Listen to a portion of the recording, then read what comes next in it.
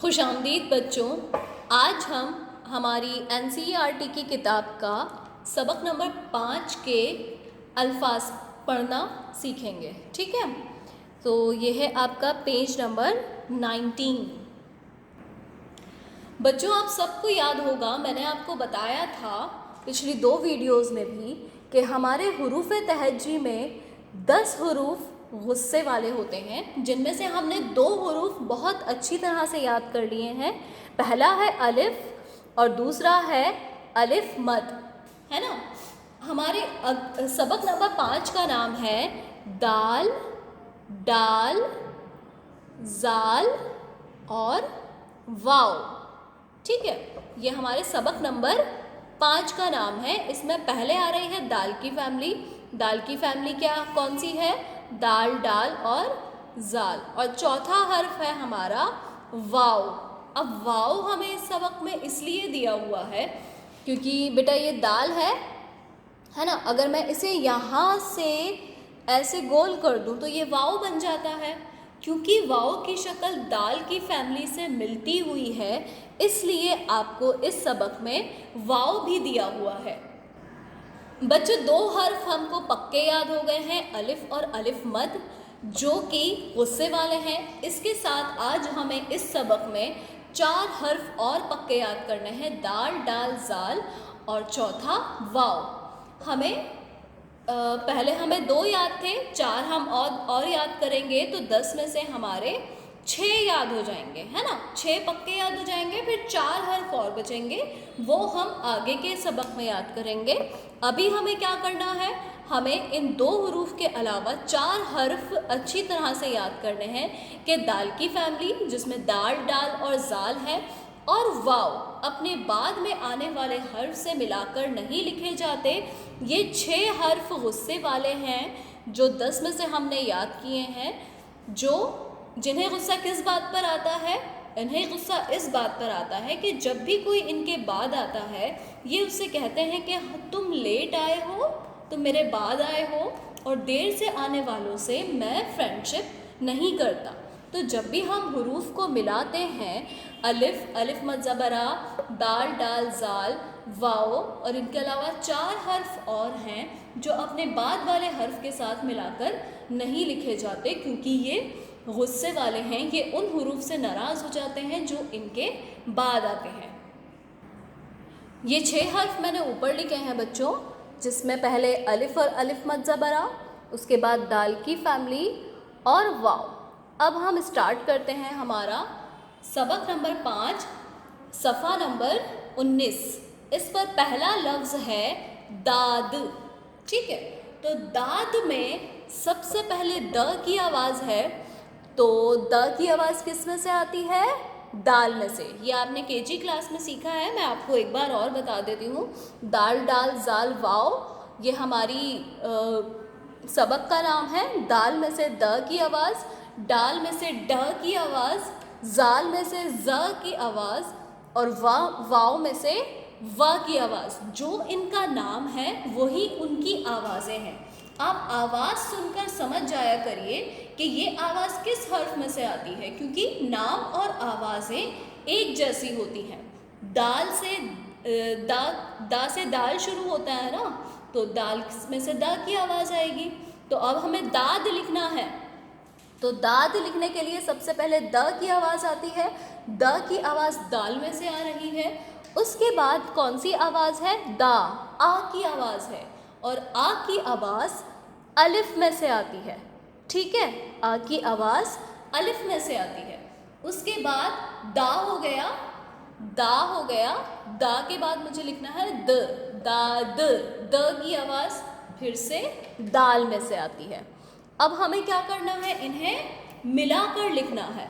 बच्चों, हमने 2 याद थे, हमने 6 याद कर लिए हैं। अब तो सबसे पहले हम दाल के नीचे फ्रेंडशिप लाइन ड्रॉ करेंगे। अब आप मुझे बताइए, दाल गुस्से वाला है? यस, दाल गुस्से वाला है। ये दाल की फैमिली हमने लिखी है गुस्से वाली, और ये वाव और अलिफ, अलिफ मद ज़बरा हमें पहले से याद है, ये गुस्से वाले हैं। तो दाल गुस्से वाला है, इसलिए अपनी फ्रेंडशिप लाइन अलिफ के पास नहीं भेजेगा। अलिफ अपने लिए अपनी लाइन खुद बना लेगा। उसके बाद है दाल। तो अलिफ भी गुस्से वाला है, इसलिए दाल के पास अपनी लाइन नहीं भेजेगा, दाल अपने लिए अपनी लाइन खुद बना लेगा। अब पहली लाइन के ऊपर क्या है? दाल। पहली लाइन है, 3 लाइनें हैं, यानी कि हमें तीन बार लिखना है, एक लफ्ज़ में 3 बार लिखना है। पहली लाइन के ऊपर दाल है तो हमने दाल लिख दिया, दाल के अलावा कुछ नहीं है तो हमने कुछ और नहीं लिखा। सिर्फ दाल है तो हमने सिर्फ दाल लिखा। दूसरी लाइन के ऊपर सिर्फ अलिफ है तो हम सिर्फ अलिफ ही लिखेंगे, कुछ और नहीं लिखेंगे। तीसरी लाइन के ऊपर दाल है, कुछ और नहीं है, तो हमने फिर से दाल लिख दिया। तो क्या बन गया ये हमारा? दाल अलिफ ज़बर दा, दाल साकिन दाद। बच्चों अगला लफ्ज़ है हमारा दादा। पहला लफ्ज़ है दाद और दूसरा लफ्ज़ है दादा। तो दादा और दाद में सिर्फ एक फ़र्क है कि दाद के बाद फिर से आ की आवाज़ आ रही है। जो हमने दाद लिखा है उसके बाद अगर हम आ की आवाज़ और लगा दें तो दादा बन जाता है। आ की आवाज़ किस में से आती है? अलिफ में से। अब हमारा दाल पर ख़त्म हुआ था तो दाल गुस्से वाला है ना, तो इसलिए दाल भी अपनी लाइन फिर से आगे नहीं भेजेगा, अलिफ अपने लिए अलग लाइन बना लेगा। तो दाल, पहली लाइन के ऊपर दाल था, हमने दाल लिख दिया, दूसरी लाइन के ऊपर अलिफ, फिर तीसरी लाइन के ऊपर दाल था, फिर दाल आ गया। अब चौथी लाइन के ऊपर अलिफ है तो हम अलिफ लिख देंगे, ठीक है। तो क्या बन जाएगा? दाल अलिफ ज़बर दा, दाल अलिफ ज़बर दा, दादा। अब जो चौथा लफ्ज़ है, तीसरा लफ्ज़ है दादी। दादा में आखिर में आ की आवाज़ है और दादी में आखिर में ई की आवाज़ है। तो हमें ये आ का अलिफ हटाना है और आ की आवाज़ की जगह ई की आवाज़ जो कि छोटी ये में से आती है वो लिखना है। लिख दिया हमने छोटी ये। अब हमें क्या करना है? फिर से देखना है। आखिरी लाइन दाल के ऊपर है तो दाल तो गुस्से वाला है, अपनी लाइन आगे नहीं भेजेगा, छोटी ये अपनी लाइन खुद बना लेगा। अब पहले क्या था? दाल आ गया, अलिफ आ गया, दाल आ गया, तीसरी लाइन के ऊपर दाल था, चौथी लाइन के ऊपर छोटी ये है, तो यहाँ से हम अलिफ हटा देंगे और अलिफ की जगह क्या आ जाएगा? छोटी ये। क्या बन गया? दाल अलिफ ज़बर दा, दाल ये ज़ेर दी, दादी। दादा और दादी में सिर्फ अलिफ का और छोटी ये का फ़र्क है। अलिफ लगाएंगे दादा, अलिफ हटा के छोटी ये लगा देंगे तो दादी। बच्चों अगला लफ्ज़ है आपका दान। तो दान में सबसे पहले कौन सी आवाज़ है? द की आवाज़ दाल में से आती है और द के बाद कौन सी आवाज़ है दान में? आ की। आ की आवाज़ आ रही है, आ की आवाज़ है अलिफ की। उसके बाद दा हो गया, दान, ना लिखना है हमें, ना की आवाज़ आती है नून में से, ठीक है। अब हम मिलाकर लिखेंगे। दाल गुस्से वाला है, अपनी लाइन आगे नहीं भेजेगा, अलिफ ने अपनी लाइन खुद बना ली। अलिफ गुस्से वाला है, अपनी लाइन आगे नहीं भेजेगा, नून अपनी लाइन खुद बना लेगा। अब तीनों लाइनों पर अलग अलग हुरूफ। पहली लाइन के ऊपर दाल है तो हमने दाल लिख दिया, दूसरी लाइन के ऊपर अलिफ है तो हमने अलिफ लिख दिया, तीसरी लाइन के ऊपर नून है तो हम यहाँ नून लिख देंगे। क्या बन जाएगा? दाल अलिफ ज़बर दा, नून साकिन दान, ठीक है। बच्चों अगला लफ्ज़ है आपका डांट। तो डांट में सबसे पहले ड की आवाज़ आ रही है और ड की आवाज़ आती है, ओके। तो डांट में सबसे पहले आ रही है ड की आवाज़ और ड की आवाज़ किस हर्फ में से आती है? डाल में से। तो हमने यहाँ डाल लिख दिया और डाल के बाद आ रही है डा, आ की आवाज़। आ की आवाज़ अलिफ में से आती है। डा ट की आवाज़ टे में से आती है, ठीक है। अब हम मिलाकर लिखेंगे। दाल गुस्से वाला है ना, दाल की पूरी फैमिली गुस्से वाली है। दाल याद हो गया, अभी हमने दाल के अल्फाज करे हैं। अब आ गया डाल वाला लफ्ज़, तो डाल भी गुस्से वाला है, अपनी लाइन आगे नहीं भेजेगा। फिर है अलिफ, अलिफ भी गुस्से वाला है, अपनी लाइन आगे नहीं भेजेगा, ठीक है। तो टे अपने लिए अपनी लाइन खुद बना लेगा। अब मिलाकर लिखते हैं।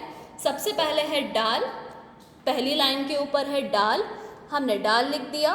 दूसरी लाइन के ऊपर अलिफ है, हम अलिफ लिख देंगे। तीसरी लाइन के ऊपर टे है तो हम टे लिख देंगे। ठीक है, डाल अलिफ ज़बर डा, टे साकिन डाट। बच्चों अगला लफ्ज है जात। जात में सबसे पहले ज की आवाज़ आ रही है और ज की आवाज़ आती है जाल में से।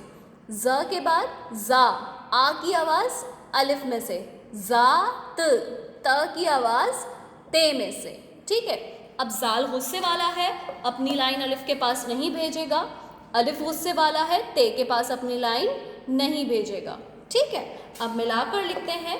पहली लाइन के ऊपर जाल है तो हमने जाल लिख दिया। दूसरी लाइन के ऊपर अलिफ है, ठीक है। तीसरी लाइन के ऊपर ते है। तो कोई किसी भी हर्फ की लाइन नहीं मिली हुई थी तो हमने किसी भी हर्फ को आपस में टच नहीं किया, हैंडशेक नहीं किया। जाल अलिफ ज़बर जा, ते साकिन जात। बच्चों अब मैं आपको सिखा रही हूँ पेश और उल्टा पेश, है ना। एक पेश है ऐसे और एक है उल्टा पेश। ठीक है, हमने ज़बर ज़ेर पेश सीखा था ना। ये ज़बर लफ्ज़ के ऊपर लगता है, ज़ेर नीचे लगता है और पेश ऊपर लगता है, ऐसे गोल होता है वो यहाँ से। अगर मैं इसे उल्टा कर दूँ तो इसकी शक्ल ऐसी हो जाती है। तो मैं आपको पेश और उल्टा पेश इन दोनों का फ़र्क बता रही हूँ, वो आप बहुत ध्यान से सुनेंगे। बच्चों ये है वाओ पेश और ये है वाओ उल्टा पेश। ठीक है, जब भी वाओ के ऊपर पेश होगा तो हमारी आवाज़ कैसी होगी? ओ की। ठीक है, तो वाओ की आवाज़ कैसी जाएगी? ओ की। और जब भी वाओ के ऊपर उल्टा पेश होगा तो वाओ की आवाज़ होगी ऊ की। ठीक है, और बच्चों ये सिर्फ क्लास 1 के लिए आपको समझना है। ठीक है, जब आप बड़ी क्लास में जाएंगे तो आपको ना ही वाओ के ऊपर पेश मिलेगा और ना ही वाओ के ऊपर आपको उल्टा पेश मिलेगा। आपको लफ्ज़ को पढ़कर समझना होगा कि वहाँ पर ओ की आवाज़ है या फिर ऊ की आवाज़ है। जैसे कि अगर मैं लिखूँ ऊन, ठीक है, मैंने यहाँ लिखा है ऊन, तो यहाँ पर मैंने कोई पेश नहीं लगाया, वाओ के ऊपर कुछ नहीं लगाया मैंने। आपको पढ़कर समझ में आ जाएगा कि अलिफ वाओ उल्टा पेश ऊ, नून साकिन ऊन, ऊन, ऊ की आवाज़ आ रही है यहाँ पर। लेकिन अगर मैं लिखूँ ओट, ऊट नहीं होता, ऊंट होता है। ठीक है, या फिर मैं अगर लिखूँ चोट, चूट तो कुछ नहीं होता ना, चोट होता है। तो आप जब लफ्ज़ को पढ़ेंगे तो आपको ये समझ में आ जाएगा कि वाओ की आवाज़ यहाँ पर ओ की है और वाओ की आवाज़ यहाँ पर ऊ की है। आपको पेश और उल्टा पेश की ज़रूरत नहीं होगी। आपको इस सबक में भी पेश नहीं दिया हुआ, हम सिर्फ पढ़ रहे हैं पेश। ओट, चोट, दो, जो, किसी भी हर्फ के ऊपर पेश नहीं है। उल्टा पेश दिया हुआ है, पेश नहीं दिया हुआ। आप बिना पेश के ही ये समझ सकते हैं कि यहाँ पर ओ की आवाज़ है, इसका मतलब पेश जो है वो सीधा वाला है। ठीक है, और ऊ की आवाज़ है तो उल्टा वाला है। या आपको उल्टा पेश और सीधे पेश की ज़रूरत ही नहीं होगी जब आप आगे की क्लासेस में जाएंगे। अभी के लिए आप ये समझिए कि जब आपकी बुक में पेश नहीं दिया हुआ वाओ के ऊपर तो इसका मतलब है कि वहाँ पर सीधा पेश है और ओ की आवाज़ आएगी, और अगर उल्टा पेश दिया हुआ है तो फिर ऊ की आवाज़ आएगी। तो पहला लफ्ज़ है आपका ऊन। ऊन में सबसे पहले अ की आवाज़ आ रही है, अलिफ लिख दिया। ठीक है, उसके बाद ऊ की आवाज़ है ना, तो अलिफ के साथ ऊ की आवाज़ जा रही है। ठीक है, तो ऊ की आवाज़ के लिए मुझे वाओ की ज़रूरत है, मुझे ऊ की आवाज़ के लिए भी वाओ की ज़रूरत है और मुझे ओ की आवाज़ के लिए भी वाओ की ज़रूरत है ना। ऊ, ट्रिपल ओ कह सकते हैं आप, और ओ में सिंगल ए, ओ की आवाज़, ठीक है। तो ऊ की आवाज़ है तो मुझे वाव की ज़रूरत है, और ऊ की है इसलिए वाव के ऊपर क्या आएगा, उल्टा पेश। अगर ऊ की है ऊ की है तो वाव के ऊपर आएगा उल्टा पेश, और अगर ओ की है तो वाव के ऊपर आएगा सीधा पेश, ठीक है। उल्टा पेश तब आएगा जब ऊ की आवाज़ हो, और सीधा पेश तब आएगा जब ओ की आवाज़ हो, ठीक है। तो मैंने यहाँ पर ऊ की आवाज़ थी तो मैंने यहाँ उल्टा पेश लिखा है। उसके बाद कौन सी आवाज़ है, ऊन, ना की आवाज़ है, ना की आवाज़ आती है नून में से। अब हम इन्हें मिलाकर लिखेंगे। सबसे पहले है अलिफ, अलिफ गुस्से वाला है, वाव के पास अपनी लाइन नहीं भेजेगा। फिर क्या है, वाव, है ना, तो वाव भी तो गुस्से वाला है, वाव भी नून के पास अपनी लाइन नहीं भेजेगा, नून भी अपनी लाइन खुद बना लेगा। अब हम इन्हें मिलाकर कैसे लिखेंगे, सबसे पहली लाइन पर अलिफ है, हमने अलिफ लिख दिया। उसके बाद वाली लाइन पर वाव उल्टा पेश, तो हम वाव उल्टा पेश लिख देंगे। उसके बाद है नून, तो हम यहाँ पर नून लिख देंगे। हमने किसी को भी टच नहीं किया क्योंकि किसी की भी लाइन आपस में टच नहीं हो रही थी, ठीक है। बस आपको याद रखना है कि जब वाव के ऊपर उल्टा पेश हो तो ऊ की आवाज़ है, और वाव के ऊपर पेश नहीं है। अगर वाव के ऊपर पेश नहीं है तो यानी कि यहाँ पर हमें पेश पढ़ना है, लिखना नहीं है। या आप चाहें तो लिख भी सकते हैं, लेकिन आपकी बुक किताब में नहीं दिया हुआ तो बेहतर है कि आप ना लिखें, ठीक है। तो उल्टा पेश दिया हुआ है तो ऊ की आवाज़ है, और पेश नहीं है तो फिर ओ की आवाज़ है, ठीक है। अगला लफ्ज़ है ऊदा। फिर से सबसे पहले अ की आवाज़ अलिफ में से आती है, ऊ की आवाज़ आ रही है, यानी कि वाव के ऊपर क्या है, उल्टा पेश।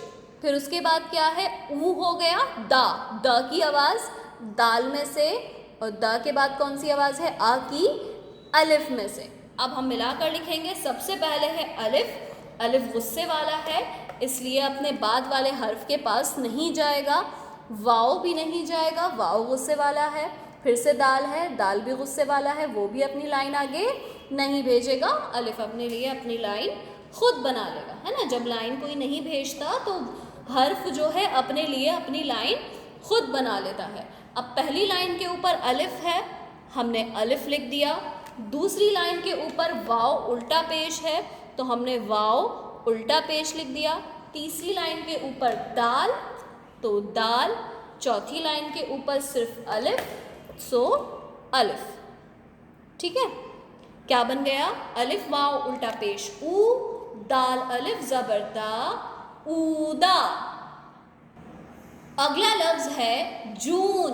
तो जून में सबसे पहले ज की आवाज़ है, हमने जीम लिख दिया। ज की आवाज़ जीम में से आती है।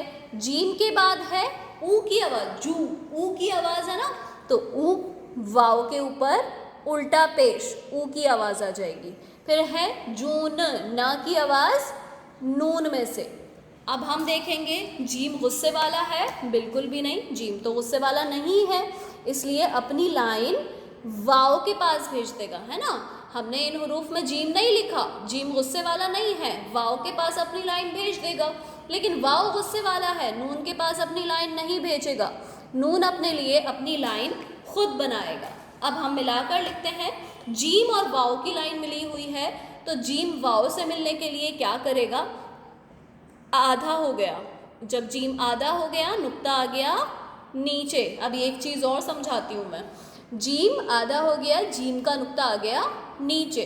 जीम के बाद है वाव, जीम को वाव से मिलाना है, जहाँ पर जीम ख़त्म हुआ है वहीं से वाव स्टार्ट हो गया, और वाव के ऊपर क्या है, उल्टा पेश, क्योंकि आवाज़ ऊ की है, ठीक है। उसके बाद वाव की लाइन नून से नहीं मिल रही, इसलिए वाव को नून से बिना मिलाए ही हम लिख देंगे।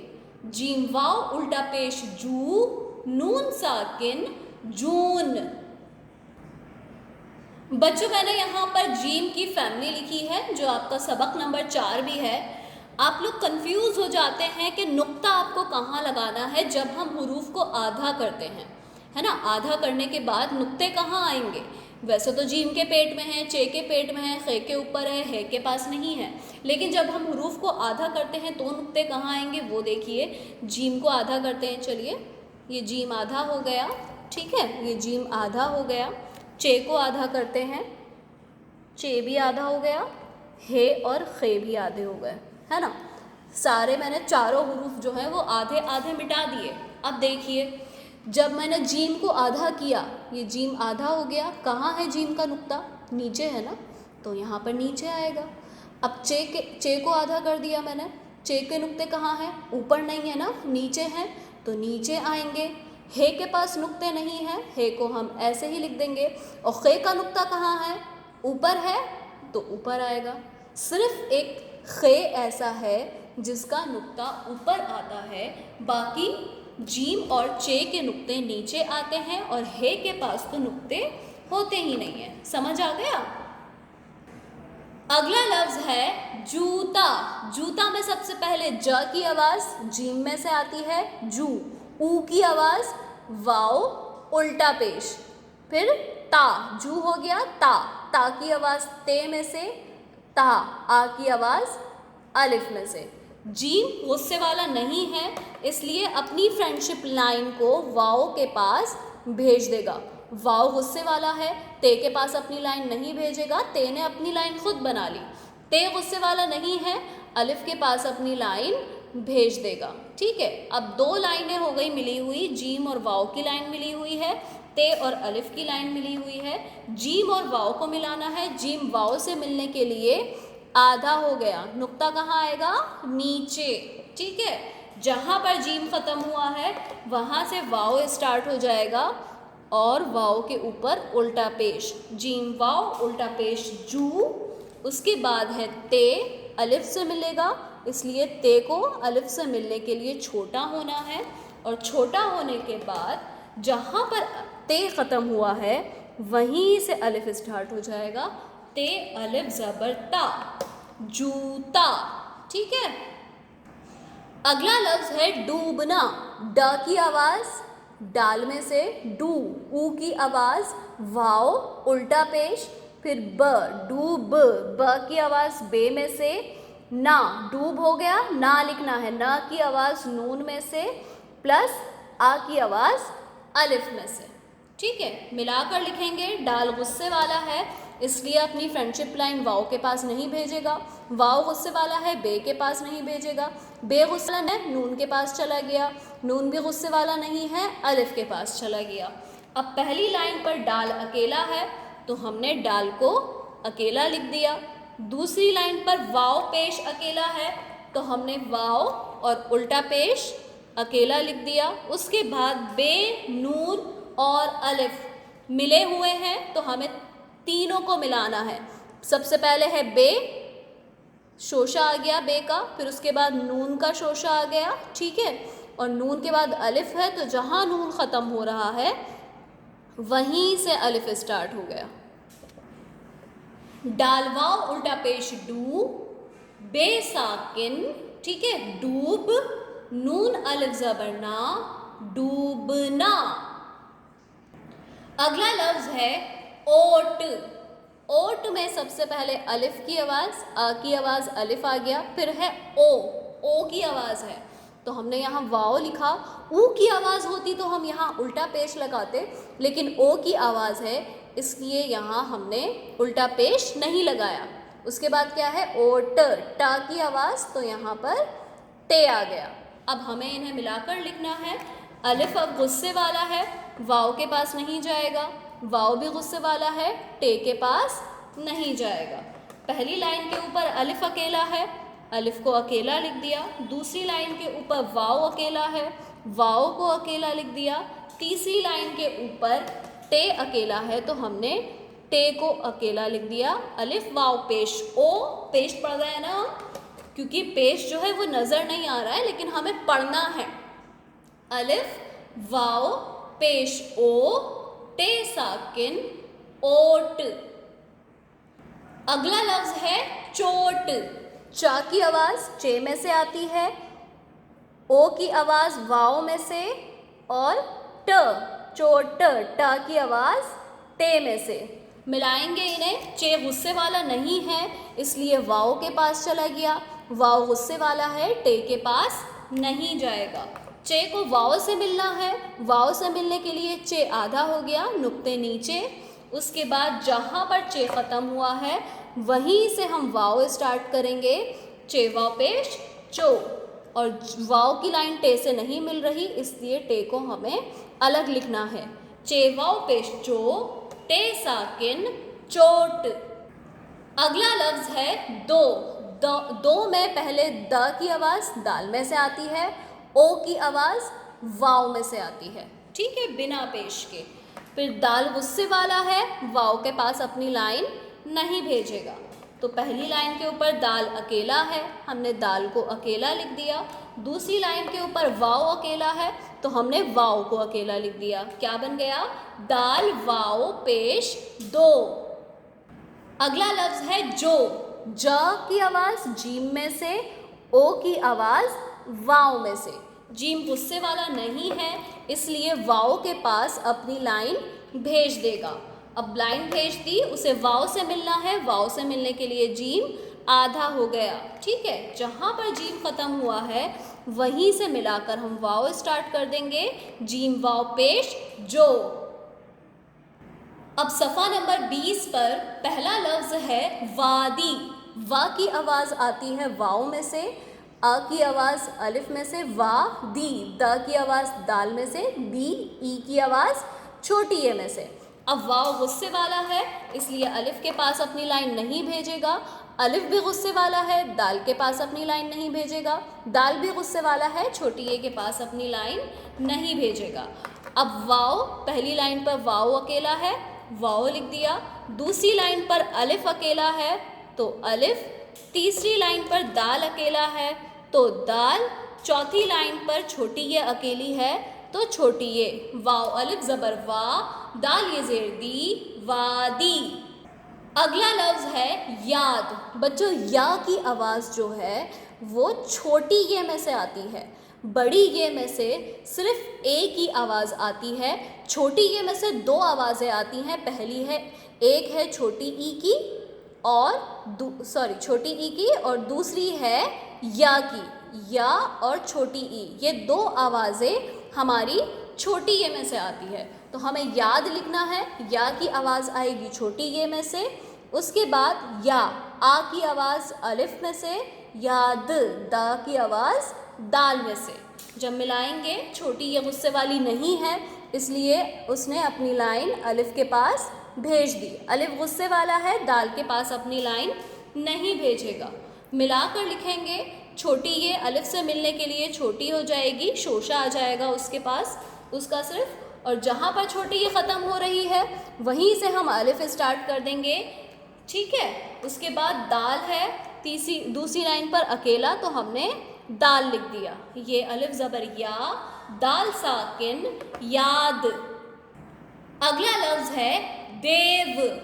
द की आवाज़ दाल में से, दे। ए की आवाज़ बड़ी ये में से, देव। वा की आवाज़ वाव में से।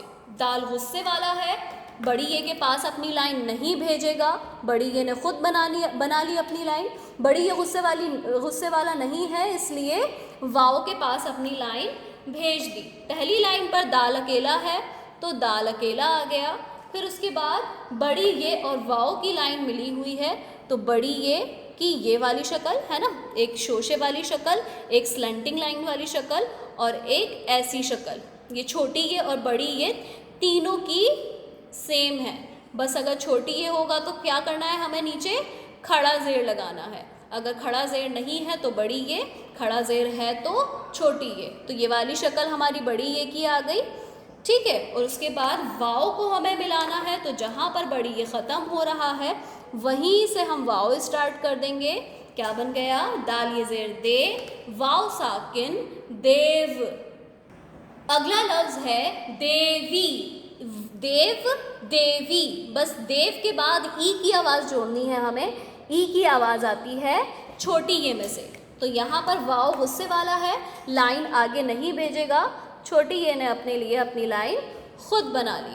ठीक है, तो दाल अकेला, बड़ी, अच्छा सॉरी बेटा, यहाँ पर बड़ी ये गुस्से वाला नहीं है, इसलिए वाव के पास अपनी लाइन भेजी है उसने, इसीलिए हमने यहाँ पर बड़ी ये और वाव को मिलाया है। ठीक है, बड़ी ये और वाव को हमने मिलाया है क्योंकि बड़ी ये गुस्से वाला नहीं है, उसने वाव के पास अपनी लाइन भेज दी, लेकिन वाव गुस्से वाला है, छोटी ये के पास अपनी लाइन नहीं भेजी उसने। तो पहले दाल, पहली लाइन के ऊपर दाल है, हमने दाल लिख लिया। दूसरी बड़ी ये और वाव की लाइन मिली हुई है, बड़ी ये की दूसरी शक्ल, जहाँ पर बड़ी ये ख़त्म हुआ है वहीं से वाव स्टार्ट हो गया। आखिर में छोटी ये अपनी लाइन पर अकेली है, तो यहाँ पर छोटी ये अकेली, दाल ये ज़ेर दी, दाल ये ज़ेर दे, वाव ये ज़ेर वी, दे वी। बस बच्चों, अल्फाज आपके मुकम्मल हो गए हैं। ठीक है, आज की क्लास हम मीटिंग ओवर कर रही हूँ, मैं क्लास ओवर कर रही हूँ। ठीक है, बाय एवरीवन, अल्लाह हाफिज़।